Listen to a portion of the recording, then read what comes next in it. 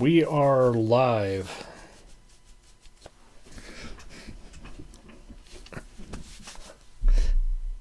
Let's fix that. Whoa, what's going on here? There we go. Welcome to the Late Night Picture Show. I have some bad news to report. We're not going to make it to Memorial Day. You got yourself a holiday for a dead soldier. I don't get it. I don't know, man. Yes, I don't think it's for one dead soldier. I think it's for all the dead soldiers. Do you even have any holidays where you come from? Well, season's greetings, or whatever you chaps say here. Okay, yeah.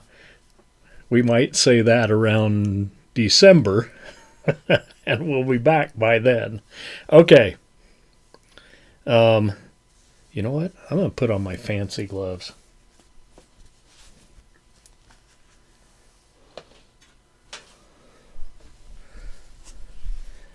So if you weren't here last time, a couple of weeks ago here,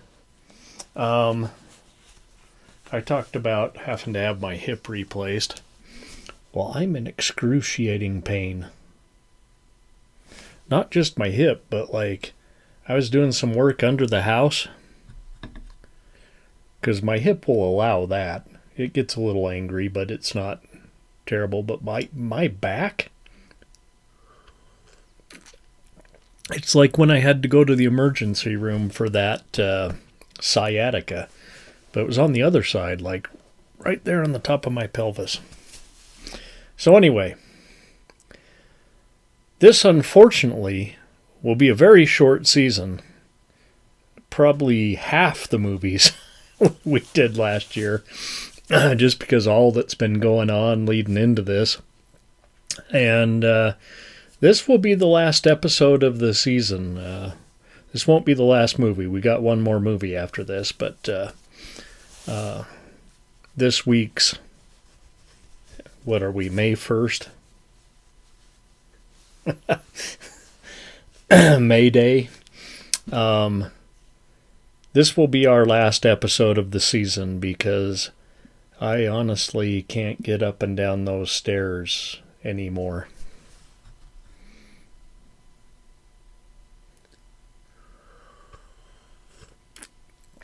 But don't worry. We'll be back on Halloween. Let's talk about this. We'll be back on Halloween. I'll be good as new. I will have walked around the neighborhood all summer. Maybe even be able to jog by fall. We'll see. This orange did its job and left a little oil film on the top of here. Okay, this is, I don't know what this is called. It was from an article that talked about trying mezcal in like all kinds of other drink recipes. So this is basically a martini made with mezcal, 2 shots of 2 to 1, 2 shots of mezcal, and a shot of dry vermouth. And then it's got like, it called for half a shot of Cointreau, and I done run out of Cointreau, and I don't have enough money to go get more. So we use dry Curacao. Just a little less sweet is all. And then you line the glass with green chartreuse. Now, I like a recipe that calls for only a little bit of green chartreuse because that shit's getting hard to find, and we already talked about that. But I have tried the Mezcal Aviation. Well, I had some Diet Coke earlier with some raspberries in it.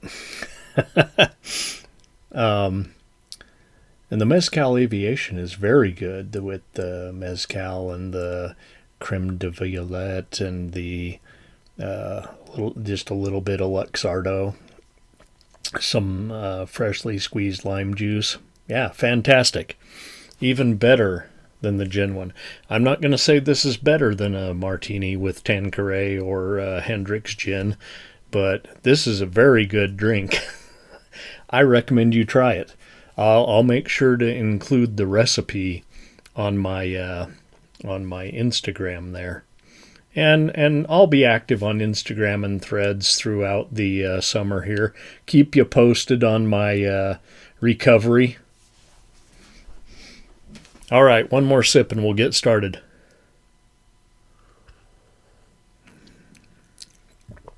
This is the Hearse. Now, I got this on a DVD pack. It might have been just these two, or it might have been 8 or 10 movies. And these two were both in the same package. So, the Hearse. Okay, what's this all say? The barrier between life and death is no greater than the thickness of a door.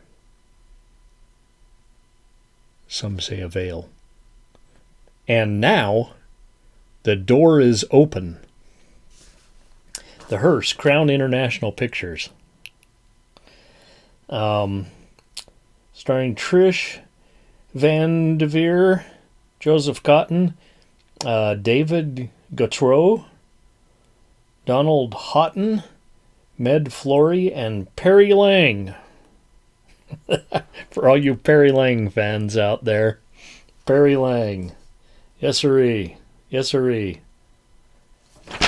Even though this poster is kind of folded, it's probably a real one sheet. They just folded those up and sent them to the theater.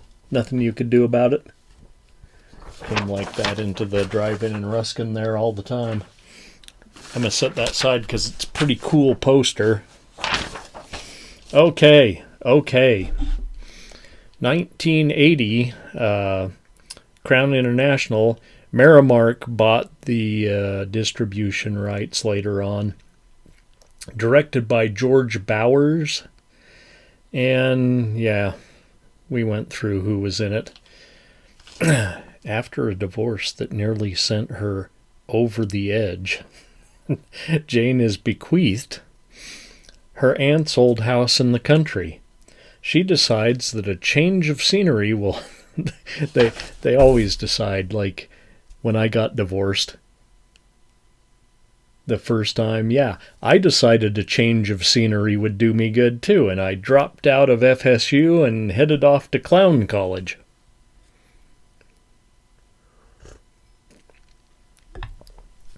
So not completely unrealistic. And she sets off to live in the house. She is immediately greeted with hostility from the local townfolk there. Nearly everyone. The lawyer, played by Cotton, who's been watching over the place, feel like he deserved it. And parents throughout town are like telling their kids to stay away from her. Like she's a freaking witch or something. The one exception is Paul, the son of an also not very friendly hardware store owner. Yeah. Paul takes a shine to Jane and volunteers to help her fix up the place. Of course, I think his intentions are to, lay some pipe on Miss Jane.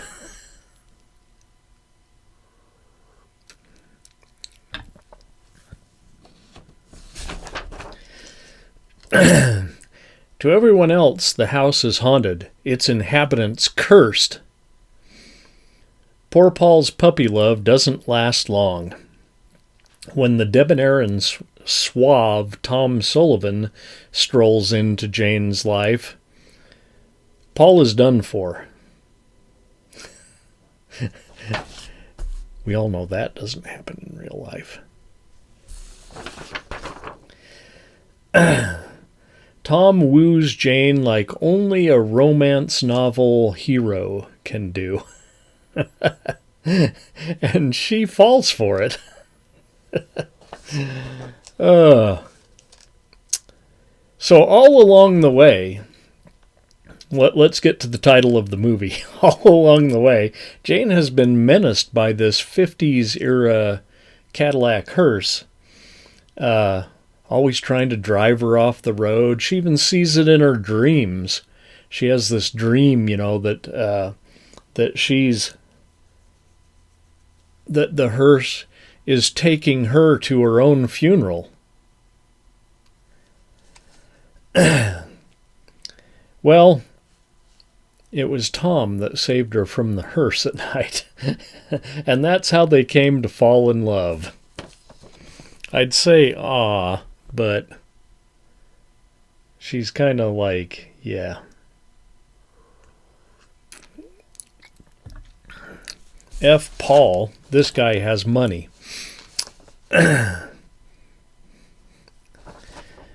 So Jane now blames the attorney, the lawyer that has been taking care of them. She blames him for all of this nonsense. She thinks he's behind the menacing hearse. And for a spell, he actually is tormenting her, trying to get her to leave, so that he can take over the house. But you guessed it. It's not really the lawyer that's behind all of this. And with the house and everything else, not all is as it seems. Yeah. Something more sinister is at play. Okay.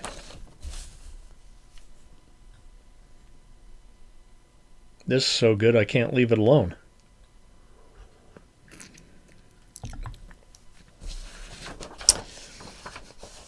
Okay.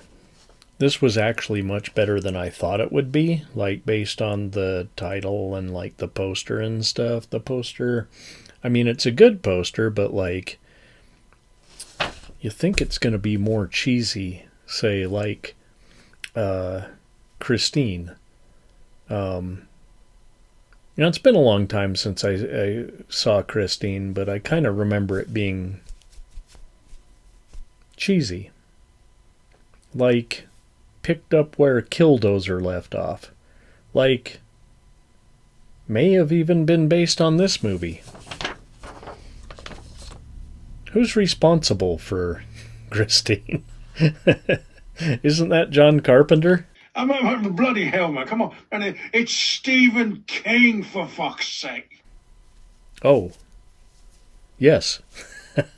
Stephen King wrote it. But 3 years after this movie. So, I pretty much guessed the ending by midway through the picture. But you know what? It's still worth seeing out. Just to, like, watch it play out. Adequately moody and suspenseful, I wrote here.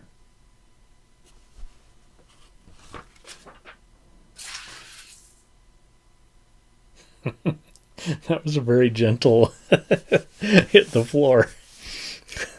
3. Oh, wrong way. 3. It's a 3-ring circus here on feature 1. Of our season finale. Sorry, I couldn't get Sabrina to stay home and like she's at her boyfriend's every night, which is okay. Young and in love, what can you do? Meanwhile, I have a girlfriend on OnlyFans that I have to pay to talk to.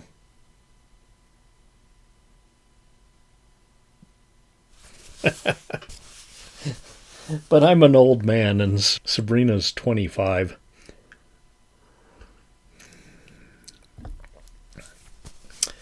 Okay. Let's all go to the lobby and make ourselves... it's kind of cold and rainy outside. I might switch back to whiskey. I'll go to the lobby and... Oh, I can't get this off. There we go. So I'll go to the lobby and make ourselves a drink.